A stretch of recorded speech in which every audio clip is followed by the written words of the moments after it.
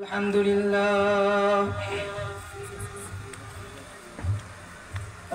لله نحمده ونستعينه ونستغفره ونؤمن به ونتوكل عليه ونعوذ بالله من شرور أنفسنا ومن سيئات أعمالنا من يهده الله فلا مضل له ومن يضلله فلا هادي له ونشهد أن لا إله إلا الله وحده لا شريك له ونشهد أن سيدنا وسندنا ونبينا وشفيعنا وحبيبنا وحبيب ربنا وطبيبنا وطبيب قلوبنا ومولانا محمدا عبده ورسوله أرسله الله تعالى بالحق بشيرا ونذيرا وداعيا إلى الله بإذنه وسراجا منيرا أما بعد فأعوذ بالله من الشيطان الرجيم بسم الله الرحمن الرحيم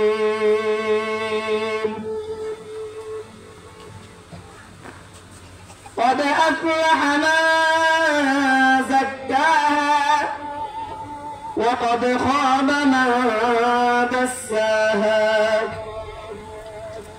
قال رسول الله صلى الله عليه وسلم ألا إن في الجسد مضغة وإذا صلحت صلح الجسد كله وإذا فسدت فسد الجسد كله ألا وهي القلب وقال رسول الله صلى الله عليه وسلم الدنيا مزرعة الآخرة أو كما قال عليه الصلاة والسلام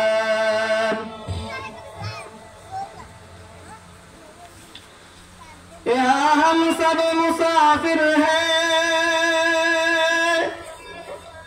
कब्र आखिर ठिकाना कोई आगे रवाना है कोई पीछे रवाना कागज कट कर घुड़ी बना कर उठा दो आसमान में गुली बेसारा क्या करेंगे रशी मौला हाथ में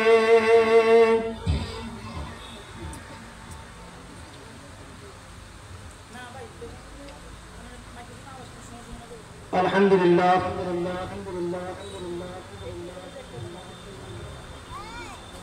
আল্লাহ পাক রব্বুল আলামিনের দরবারে অসংখ্য অগণিত শুকরিয়া আদায় করি যিনি আমাদেরকে ঐতিহ্যবাহী শিক্ষা প্রতিষ্ঠান জামিয়া ইসলামিয়া দারুস সুন্নাহ সেখরিয়া মাদ্রাসার উদ্যোগে আয়োজিত আজকের এই ইসলামী মাহফিলে এসে বসে দুইটি কথা আমাকে বলা এবং আপনাদেরকে শোনার জন্য তৌফিক দান করেছেন। এজন্য আমরা সকলে বলি আলহামদুলিল্লাহ।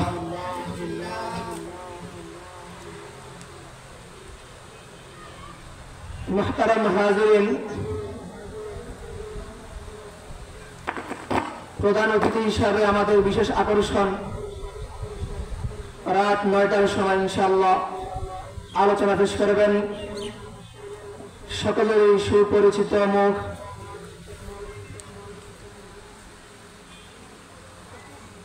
হাকিমুন নফস হযরতুল আল্লাম হযরত মাওলানা শাইখ মুফতি মুস্তাকুন নবী কাসেমি হাফিজাহুল্লাহ তাআলা আর অন্যান্য আলেমগণ ইনশাআল্লাহ আলোচনা পেশ করবেন। ইন্তেজামিয়া কমিটির পক্ষ থেকে আমাকে বলা হলো কিছু বিষয় আলোচনা পেশ করার জন্য। মুহতারাম হাজিরিন, এজন্য আমি আপনাদের সামনে কোরআনে কারীমের সূরাতুশ শামসের 2 আয়াতে কারিমা তেলাওয়াত করেছি। রাসূল করিম সাল্লাল্লাহু আলাইহি ওয়াসাল্লামের অসংখ্য অগণিত হাদিসে পাঠ থেকে 2টি হাদিসের টুকরো আপনাদের সামনে পাঠ করেছি। আল্লাহ রাব্বুল আলামিন যদি শামিল হাল করেন, তৌফিক এনায়েত করেন, ইনশাআল্লাহ কোরআনের এই আয়াত এবং হাদিসকে সামনে রেখে 2টি কথা আলোচনা করার চেষ্টা করব ইনশাআল্লাহ। মুহতারাম হাজিরিন, রাসূল করিম সাল্লাল্লাহু আলাইহি ওয়াসাল্লাম ইরশাদ করেছেন, আদ-দুনিয়া মাজরাতুল আখিরাহ, যে দুনিয়া আখিরাতের শস্য ক্ষেত্র, দুনিয়া আখিরাতের ক্ষেত। মেরে ভাই, দুনিয়া আখিরাতের ক্ষেত আমরা সকলেই জানি। একটা ক্ষেতের ভিতরে ভালো কোনো কিছু মোটামুটি সেখানে হয় এবং খারাপ কিছুও হয়। অর্থাৎ একটা ক্ষেতের মধ্যে আগাছাও হয়, আবার একটা ক্ষেতের মধ্যে ফসলও হয়। মেরে ভাই, যদি ওই ক্ষেতের মধ্যে ফসল উৎপন্ন করতে হয়, ভালো ফলন ফেলতে হয়, তাহলে ওই ক্ষেত থেকে 1 নম্বর কাজ হলো আগাছা পরিষ্কার করতে হবে। ওই ক্ষেত থেকে 1 নম্বর কাজ হলো কি? আগাছা পরিষ্কার করতে হবে। 2য় নম্বর কাজ হলো ভালো ফলন ফেলতে হবে। আল্লাহু আকবার। এজন্য আগাছা যদি পরিষ্কার না করে, যদি কেউ ফসল পেলে, তাহলে অবশ্যই তার ফসল হবে না, বরং তার ফসল নষ্ট হবে। 3 নম্বর আরেকটা কাজ হলো এই ফসল ফলানোর পরে এই ফসলে যেন এই ক্ষেতের মধ্যে কোনো প্রকার যেন আগাছা তৈরি না হয়, কোনো প্রকার আগাছা যেন না ওঠে। এজন্য যিনি এই ক্ষেতের মালিক, এই জমির মালিক, ওনাকে দৃষ্টি রাখতে হয় যেন এখানে কোনো প্রকার আগাছা না হয়। আল্লাহ না করুক, যদি এখানে কোনো প্রকার আগাছা সৃষ্টি হয়, যদি এখানে কোনো প্রকার আগাছা তৈরি হয়, যদি এখানে কোনো প্রকার আগাছা ওঠে, তাহলে আর ফসল হবে না, ফসল নষ্ট হয়ে যাবে। যেই পরিমাণ আমরা ফলন পাওয়ার সম্ভাবনা আছে, ওই পরিমাণ আমরা আর ফলন পাবো না। মেরে ভাই, ঠিক তেমনি ভাবে আমাদের মধ্যেও আল্লাহ তাআলা একটা জিনিস দিয়ে দিয়েছেন। আল্লাহু আকবার। আল্লাহ তাআলা বলেন, ওয়াশ-শামসি ওয়া দুহাহা ওয়াল কমারি ইযা তালাহা। আল্লাহ তাআলা সূরা শামসের মধ্যে অনেকগুলো কসম খেয়ে আল্লাহ তাআলা বলেন, ওয়াশ-শামসি ওয়া দুহাহা ওয়াল কমারি ইযা তালাহা। আল্লাহ তাআলা বলেন, ওয়াশ-শামসি ওয়া দুহাহা, সূর্যের কসম, ওয়া দুহাহা, এবং তার রোদের কসম, ওয়াল কমারি ইযা তালাহা, এবং চাঁদের কসম, ইযা তালাহা, যখন তা সূর্যের পিছনে পিছনে আসে, ওয়ান নাহারি ইযা জাল্লাহা, এবং দিনের কসম, যখন তা সূর্যকে প্রকাশ করে, ওয়াল্লাইলি ইযা ইয়াগশাহা, রাতের কসম, যখন তা সূর্যকে ঢেকে ফেলে, ওয়াস-সামাই ওয়া মা বানাহা, আসমানের কসম, এবং যিনি আসমানকে বানিয়েছেন তার কসম, ওয়াল আরদি ওয়া মা তুহাহা, এবং জমিনের কসম, যিনি এই জমিনকে বিস্তৃত করেছেন তার কসম। ওয়া নাফসিন ওয়া মা সাওয়াহা, এবং নফসের কসম, যিনি তাকে সুন্দর করে আচ্ছাদিত করেছেন তার কসম। আর অনেকগুলো কসম খাওয়ার পর আল্লাহ তাআলা বলেন ফাআলহামাহা ফুজুরাহা ওয়া তাকওয়াহা। আল্লাহ তাআলা অনেকগুলো কসম খাওয়ার পর আল্লাহ তাআলা বলেন মানুষের অন্তরের মধ্যে মানবতার মধ্যে আল্লাহু আকবার দুইটা জিনিস আছে। ফাআলহামাহা ফুজুরাহা ওয়া তাকওয়াহা, সৎ কাজের আকর্ষণ, সৎ কাজ এবং অসৎ কাজের জ্ঞান আল্লাহ তাআলা তার অন্তরের মধ্যে সৃষ্টি করে দিয়েছেন। আল্লাহু আকবার কাবীরা। এরপর পরে আল্লাহ তাআলা বলেন قد أفلح من زكاها وقد خاب من دساها। যেই ব্যক্তি তার নিজের আত্মাকে মোটামুটি পবিত্র করতে পারবে, যে তার আত্মাকে পবিত্র করতে পারবে সেই হবে সফল কাম। وقد خاب من دساها, যে তার অন্তরকে, যে তার আত্মাকে পরিশুদ্ধ করতে পারল না সেই হলো ব্যর্থ। আল্লাহু আকবার। قال رسول الله صلى الله عليه وسلم ألا إن في الجسد مضغة। আল্লাহর নবী সাল্লাল্লাহু আলাইহি ওয়াসাল্লাম ইরশাদ করেন মানুষের শরীরের মধ্যে একটা গোশতের টুকরা রয়েছে। ওয়াইযা সালুহাত সালুহাল জাসাদু কুল্লু, যদি এই শরীরটা পরিপূর্ণ সুস্থ হয় তাহলে তার পুরো শরীরই সুস্থ। ওয়াইদা ফাসাদাত ফাসাদাল জাসাদু কুল্লু, আর যদি তার এই অংশটা যদি নষ্ট হয়ে পড়ে তার পুরো শরীরই নষ্ট হয়ে যাবে। আলা ওয়াহিয়াল কলব, আল্লাহর নবী সাল্লাল্লাহু আলাইহি ওয়াসাল্লাম বলেন ওই গোশতের টুকরাটা হলো শুধু কলব। মুহতারাম হাজিরিন, এজন্য আল্লাহর নবী সাল্লাল্লাহু আলাইহি ওয়াসাল্লাম বলেন যদি কোনো একজন ব্যক্তি তার আত্মাকে পরিশুদ্ধ করতে পারে তাই সেই হবে সফল কাম, আর যে তার আত্মাকে পরিশুদ্ধ করতে পারল না সেই হবে ব্যর্থ। আল্লাহ তুমি আমাকে আমাদের সবাই আত্মাকে পরিশুদ্ধ করার জন্য তৌফিক দান করো, বলেন আমিন। মুহতারাম হাজিরিন, আমরা দুনিয়াতে যতগুলো গুনাহ দেখি এই গুনাহের সাথে সম্পর্কই হলো একমাত্র কিসের সাথে? আত্মার সাথে। এজন্য আত্মা পরিশুদ্ধ করতে হলে আল্লাহু আকবার রুহানি ডাক্তারের কাছে যেতে হবে, রুহানি ডাক্তারের কাছে যেতে হবে। যদি মানুষের ক্ষেতের মধ্যে যে আগাছা আছে, যে আগাছাগুলো পরিষ্কার করার পরে এই ক্ষেতের যে ফসল রোপণ করে এই ফসলগুলো নষ্ট না হওয়ার জন্য, এই পোক থেকে তাকে বাঁচানোর জন্য, এই ফসলগুলাকে বিভিন্ন প্রকারের পোকের আক্রমণ থেকে বাঁচানোর জন্য কৃষি ডাক্তারের কাছে শরণাপন্ন হতে হয়। ঠিক তেমনি ভাবে আল্লাহ তাআলা যে আমাদেরকে একটা অন্তর দান করেছেন, এই অন্তরটাকে পরিপূর্ণ করার জন্য, এই অন্তরটাকে পবিত্র করার জন্য রুহানি ডাক্তারের কাছে যেতে হবে, রুহানি ডাক্তারের সংস্পর্শে যেতে হবে।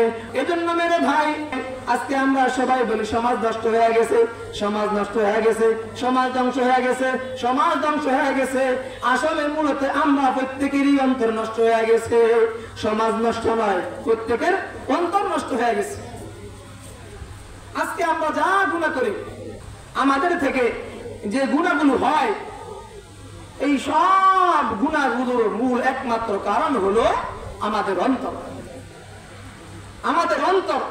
আমাদের অন্তর যদি পবিত্র হয়ে যায় তাহলে আশা করি আমাদের থেকে আর কখনো গুনাহ হবে না, তখন আর আমাদের উপরে বিপদ আসবে না। কারণ আমাদের থেকে যখন গুনাহ হয়ে যায় তখনই আমাদের উপরে বিপদ এসে যায়। ইবনে আব্বাস রাদিয়াল্লাহু তাআলা আনহুমা বলেন গুনাহ করার কারণে দুনিয়ার মধ্যে অনেকগুলো আযাব হয়, দুনিয়ার মধ্যে আযাব হয়, আখিরাতে তো আযাব আছেই। ইবনে আব্বাস রাদিয়াল্লাহু তাআলা আনহুমা বলেন ইন্না লিস-সাইয়্যাতি সাওয়াদান ফিল ওয়াজহ ওয়া যুলমাতান ফিল কলব।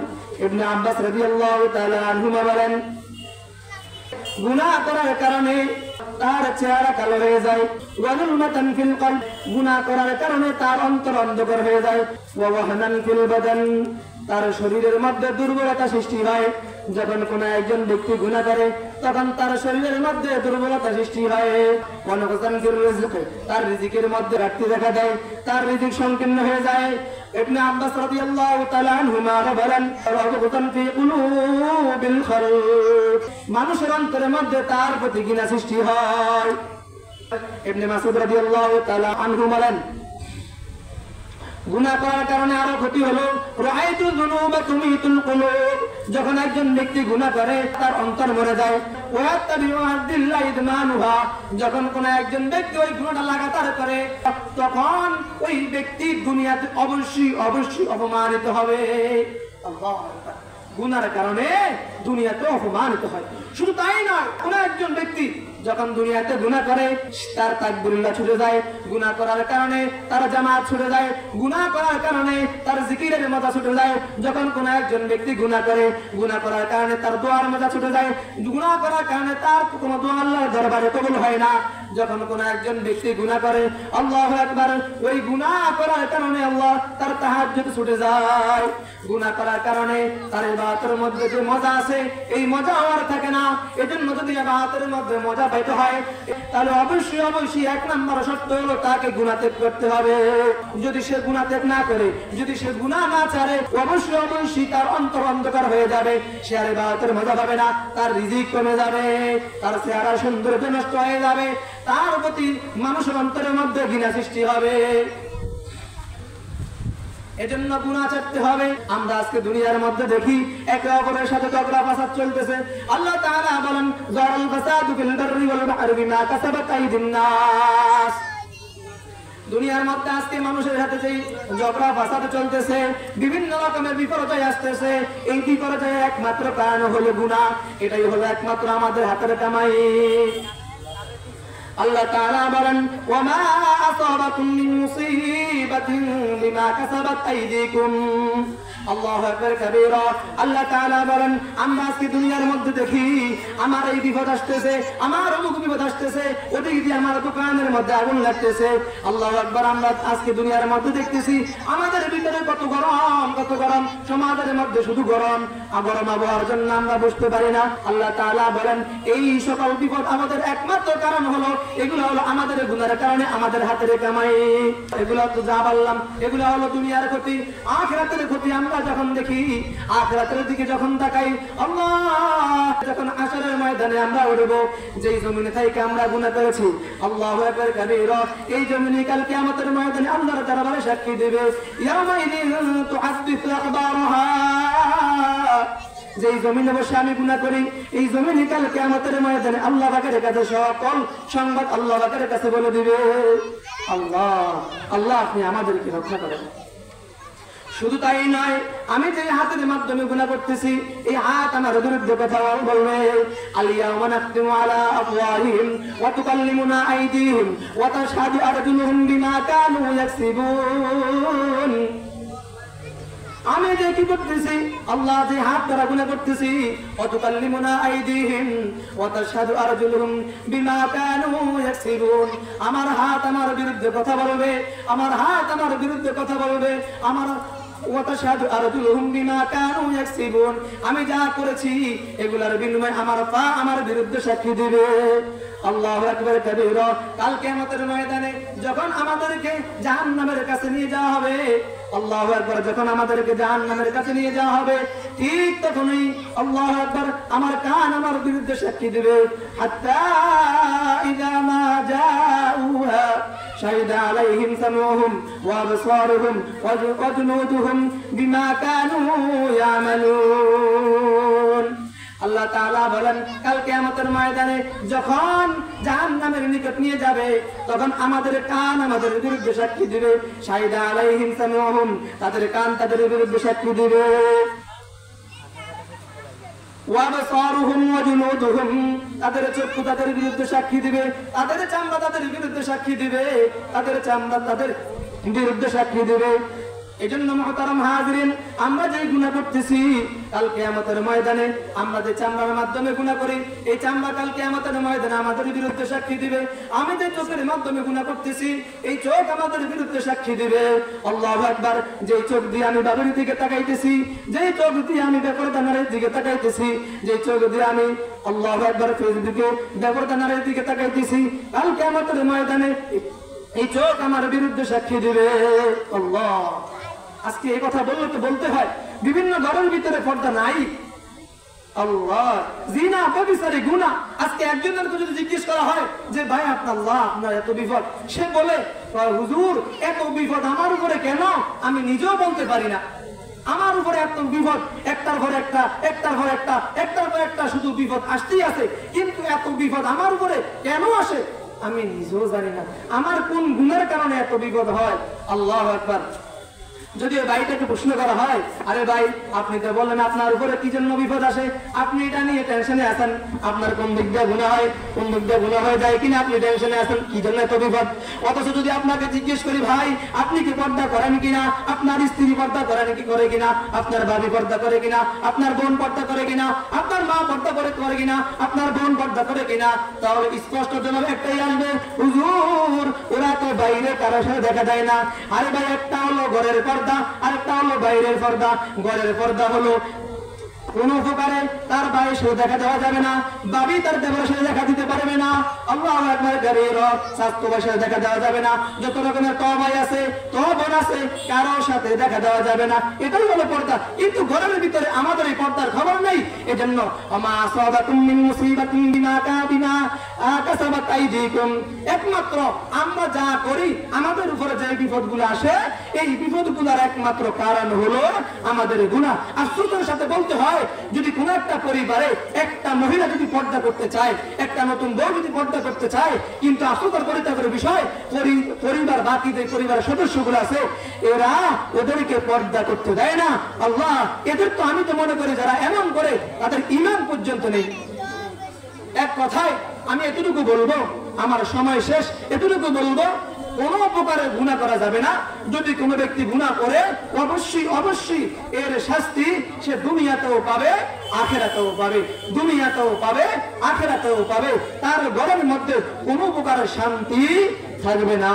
যে কথাগুলো হয়েছে আল্লাহ পাক আমাকে আমাদের সবাইকে আমল করার জন্য তৌফিক দান করুন। ওয়া আখিরু দাওয়ানা আলহামদুলিল্লাহি রাব্বিল আলামিন।